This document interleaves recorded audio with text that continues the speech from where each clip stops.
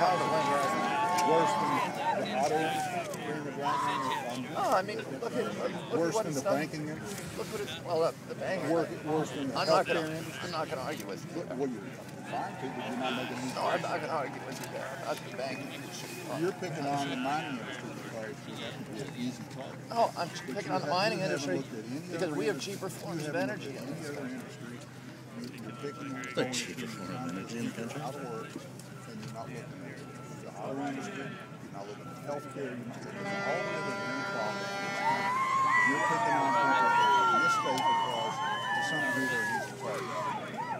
What I'm saying to you, and I don't disagree with you, that all those industries have been catastrophes for our country, and that a corporate plutocracy that is now controlling our country through a campaign finance system that is nothing but a system of legalized bribery is a catastrophe not just for our country, for our economy, for our democracy. Your family participated in the same hypocrisy for decades. Well, I'm not sure what you mean by that.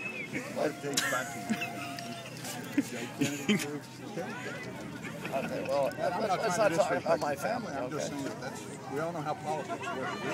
Well, I'm not cynical about all politics the way that you are, but I think that, yeah, that we can afford to be cynical about politics in this country as it is today. Listen, let me just tell you something. I've seen... coming out of Washington are trying to do away with our No, what listen, I stood in Lingo, West Virginia the other day, which was a thriving community 5 years ago. It's a ghost town. Look, there are What community? Board, there are Glenn? 10 miles. Glenn? Oh, not 10 miles. It's Glenhurst. It's Glenhurst. But most, if you're looking at Lindytown, I'm sorry. I stood in Lindytown, West Virginia. Let me just finish saying, because you talk, right? Let me just finish saying something. And I appreciate, the ability to have this dialogue with you. I stood in Lindytown, West Virginia the other day, and I saw a community that I consider emblematic of what mountaintop removal is doing to the state. Every home in that community is boarded up. It's a ghost town. And is that really what you want for the future of West Virginia? Policies of this country are systematically putting the industry out of business. These are not those ghost people towns are not. because they don't want to live there. Those people are not out of business. Because the job, because they can't get permits. You can't get permits if you're overregulated. The industry Go down. Who's going to live in Lindytown if you don't have mines? Go down to Lindyburg. It's not Lindytown. It's not an area where there's no mountaintop removal happening. The whole place is being cut up by mountaintop removal. The reason is not because of regulation. It's because that town is a ghost town. It's because of the lack of regulation. It's because mountaintop removal. Because Massey went in there and said, "Listen, what we're about to do to these mountaintops is going to destroy your community. It's unsafe for your people. Therefore, you guys have all got to move." That's not true. Well, then why do they move? Why does every home in that town have plywood on its windows and on its door? Because we went into Lindytown to the community and said, "Listen, we're mining this area," and they're saying, "Well, we don't like the mining and it's shaking or whatever." So we said, "Okay, we'll give you a fair offer for your house." We bought the houses out. Everybody that sold out at a willing price, way above market, and they asked to be bought out. And they came to us. So that's exactly what happened. Those towns, Lindytown, when you call, I don't disagree with that. When you call it Lindytown doesn't have a post office. It doesn't have a grocery store. It doesn't have a gas station. You can call it anything you want. It's a small community of houses that have been built around the mining industry. And that's exactly what it is. That is the heart of the culture of West Virginia. You used to have a union hall there. There's no union hall. I can't help it because there's not a union here. But I will tell you this. The heart of West Virginia, these people right here, we're the ones that send our kids to school in Logan County. You don't see your kids don't go to school. Mine did. My kids go to school in New York where the That's right. They don't go in Chapman. You should stay in New York where they are too. I go to school in New York. I buy a fishing license for $30 every year in my state. I can no longer eat the fish in my state because they're all contaminated with mercury.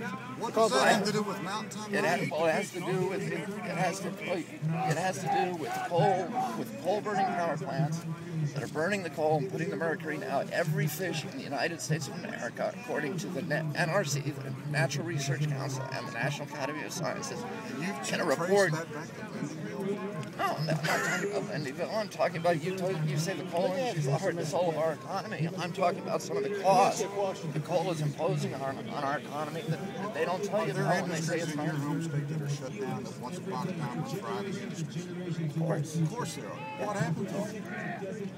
Times change, industry changed. Well, a lot of those jobs were exported to China, weren't they? That's right. Guess what's happening to because our of state? policies, because of federal policies. Exactly right. Keep going. You and I are on the same page now. Federal policies. Federal policies. Are exporting our jobs, trade agreements. Our trade agreements. You and I agree on I that. agree with you on that. Okay. And I'm against it. That's fine. That started during the Reagan era. If coal's so bad, then why is Continued India during and the China Clinton era. starving for Continued it? during the Bush era. Why is India and China starving for coal and building coal-fired plants and electricity? Because people don't have clean water, they don't have electricity, they don't have heat, they don't have air conditioning, they don't have any basic needs. And so what we're going to do is we're going to take this country and we're going to drive our economics down. Let me finish. We're going to drive this economy down and drive everybody down there to a poverty level is what you want to do. These people work. And you want to drive us down, those people are going to take the energy and they're going to run with it. They're going to build, yeah, they are. I've been to India twice. They're going to build power plants. They're going to run coal mines. You can't.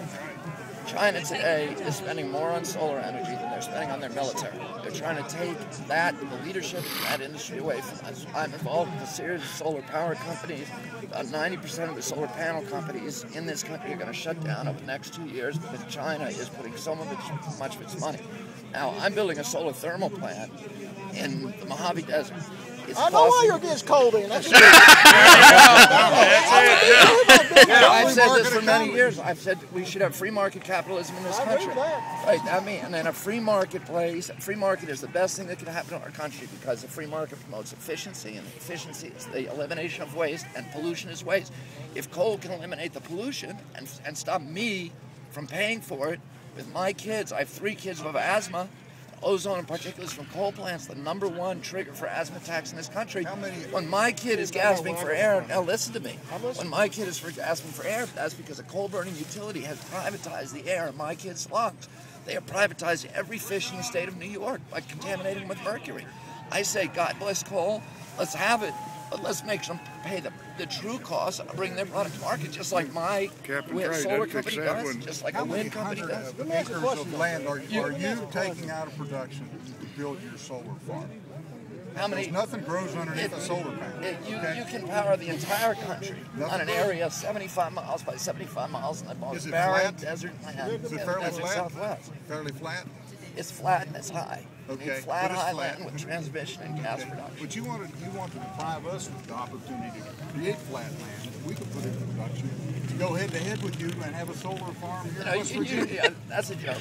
You show me, because you show me, I've flown over to Cumberland. I've seen the flat land. I haven't seen any economic activity on that flat land.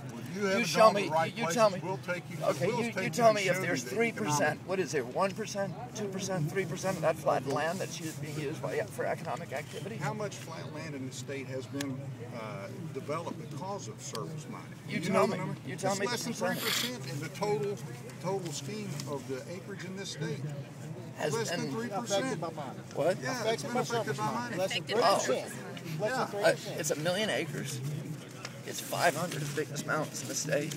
It's 2,000 miles of rivers and streams that have been buried. I don't know if any of you guys go like hunting or fishing. Everybody here buried. You can't call a dry stream bed up right up beside Matlas River or creek. You know what? If you don't know the importance of headwater streams, the ecology, that ecosystem, then you're not a fisherman, because a fisherman understands that. Well, that's where the waterway's clean. That's what allows the caddisflies, the mayflies breed down below. That's the way that cleanest streams in the state. Right. Well, there's 2,000. Do you go fishing in a ditch, or do you go into a lake? You don't go into a ditch, right? You're not going to catch many fish. But I know that headwater stream. If you destroy that headwater stream, that's going to destroy my fishing. It's a ditch. Then where are you? What are you destroying? We're not destroying. You know, I've walked on the headwater streams that are destroyed, and I've seen what's happened to them. They have become because when they do the so-called reclamation, So-called. That's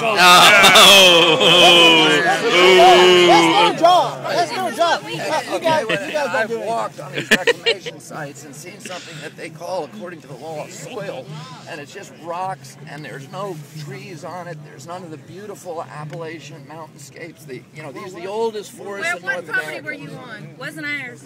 You weren't on ours. Well, show me yours. Show me one. They'll show you. They'll be glad to. These girls, that's what these girls do. That's their job. They're environmental engineers.